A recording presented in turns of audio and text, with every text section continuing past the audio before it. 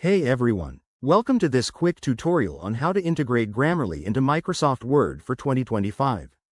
If you're tired of manual proofreading and want seamless grammar and spelling checks right in your documents, you're in the right place. Grammarly is a fantastic tool that enhances your writing, and adding it to Word makes it even more convenient. Let's dive in. First, ensure you have Grammarly installed on your computer. If you don't, head to the Grammarly website, sign up for a free account, and download the app or browser extension. Once that's done, open Microsoft Word. Make sure it's the latest version for 2025 compatibility. Next, click on the File tab in the top left corner of Word. From the drop-down menu, select Options at the bottom. This will open the Word Options window.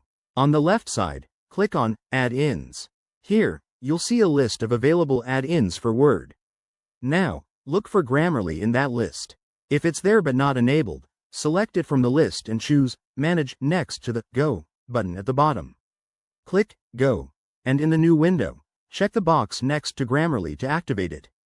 If Grammarly isn't listed, you might need to install it directly from the Grammarly website by searching for the Microsoft Word add-in option.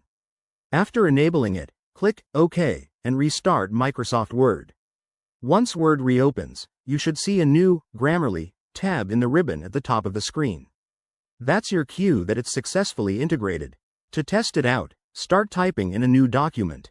Grammarly will automatically scan your text, highlighting errors and suggesting improvements. If you run into any issues, like the tab not appearing, double-check that you're logged into your Grammarly account and that both Grammarly and Word are updated to their latest versions. And there you have it.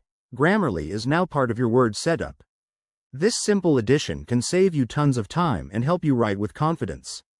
If you found this helpful, hit that like button, subscribe for more tech tips, and let me know in the comments if you have any questions. Thanks for watching, and see you next time.